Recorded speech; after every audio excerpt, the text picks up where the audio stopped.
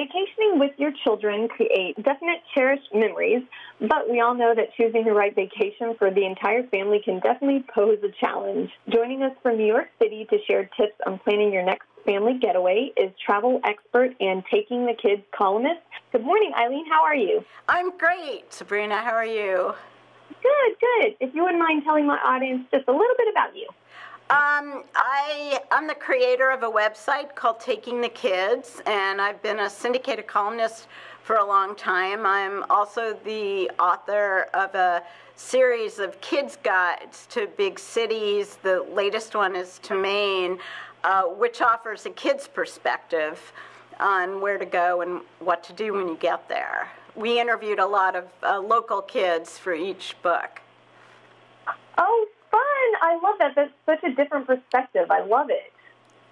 Yeah, kids, you'd be amazed at what kids think compared to what their parents think. So it's really kind of cool. Well, good. I'm glad.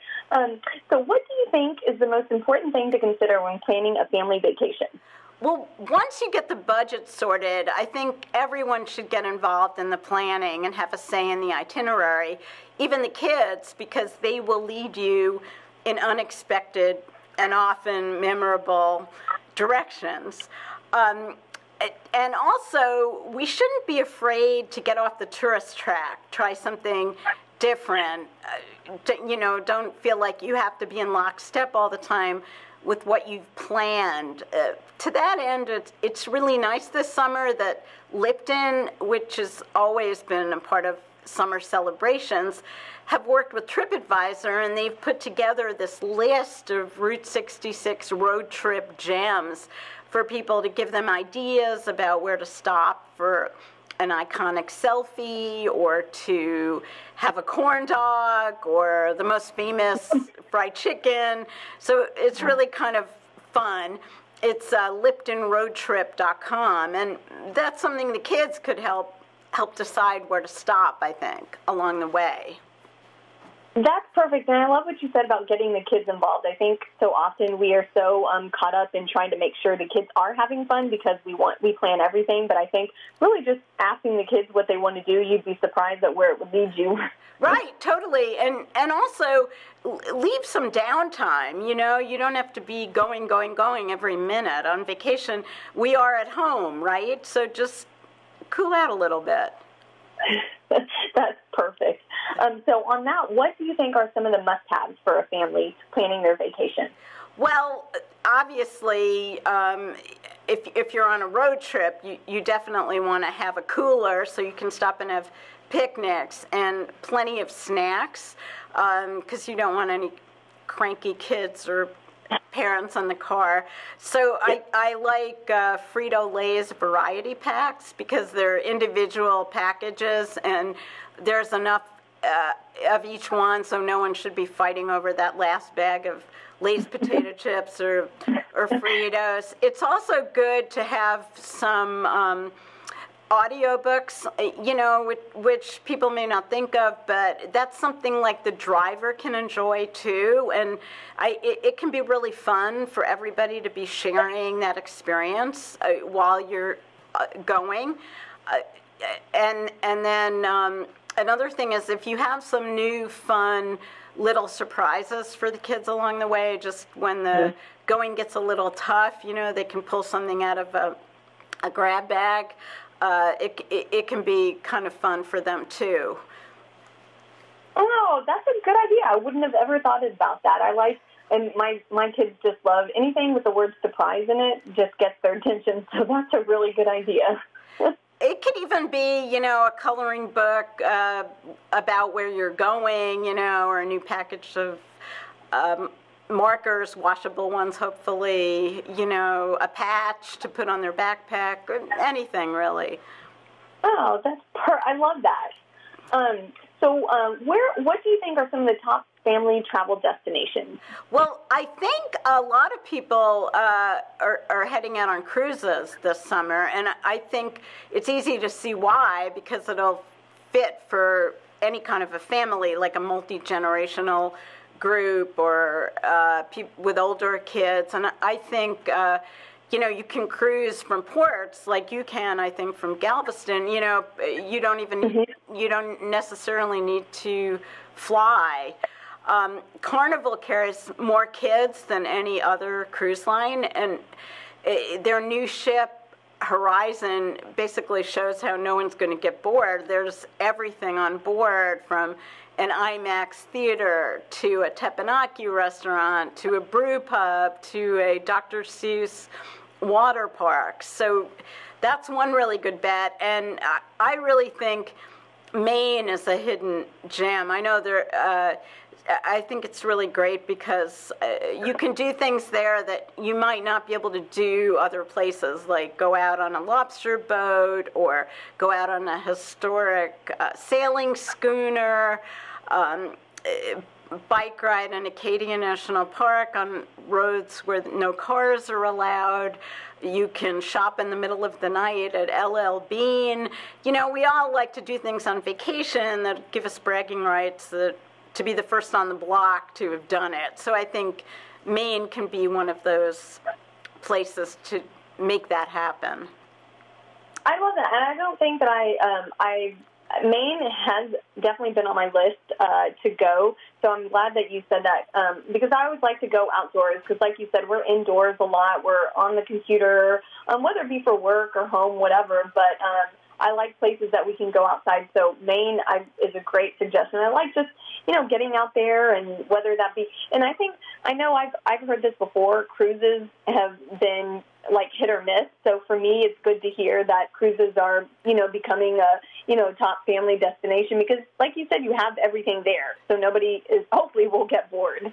Well, not only they won't get bored, but it's kind of stress-free, because no one has to do any chores, right? And you don't have to be together all day long. There's supervised activities for the kids. The older kids are going to make friends on board.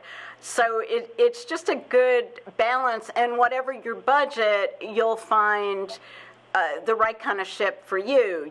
Whether you want a ship like a new Carnival ship, that has every bell and whistle, or you prefer like a mid-sized ship like Holland America, or if you're traveling with all adults in your family and you want something really high-end, they're seaborne. So it's just a question of figuring out what's the right fit for your family. One more thing I'd mention about a cruise is, especially if you're new to cruising, it's a good bet to use a travel agent who's an expert on cruises, because there are so many choices. It can be hard to figure it out. Yeah, this would be my first time. I'd like to go on a cruise. I have 2 young boys, so I wouldn't really even know where to start. So you definitely suggest getting a travel agent to kind of help with that? Definitely, but I would look for a travel agent who's an expert on cruises. So, okay. That's what you want. And they'll be able to tell you, and you'll say, oh, I want to be able to drive to the port.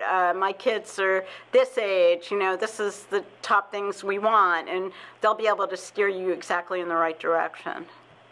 Oh, perfect. And I know we all make decisions on a, 24/7, every day. So it's nice the travel agent can kind of take that away from you and kind of get that off your plate. Oh, totally. And another thing about a cruise that's really nice is that stress of getting from point A to point C, that's taken away from you. So you don't have to worry about that. You can just enjoy yourself. If for those people who think, I'm never going on a cruise, I just, I can't imagine it. But if it's a multi-generational trip, or the grandparents are planning a 50th anniversary celebration, just go with the flow. It doesn't have to be your dream vacation. It's getting the family all together or celebrating together. So you just have to sometimes compromise, especially when it's a family trip.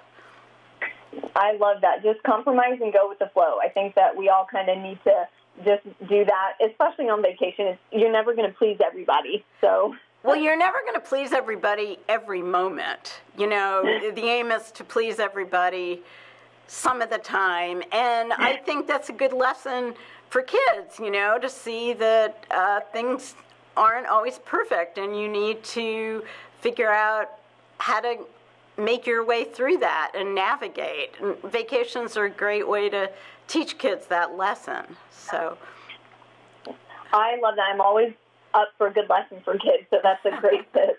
Last question. What else should we be thinking about before planning a trip? Well, definitely you want to make sure you pack smart. So, you know, obviously things like a first aid kit, rain gear, even though you think it might not rain, the right shoes if you're going hiking. I can't tell you how many times I see people in flip-flops and national park hiking trails.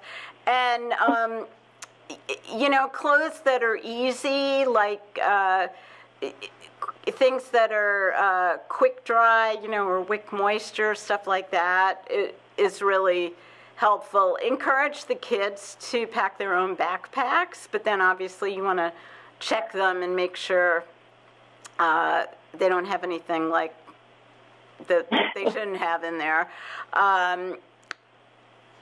Okay. And I think you know, you'll find plenty more tips if you go to takingthekids.com.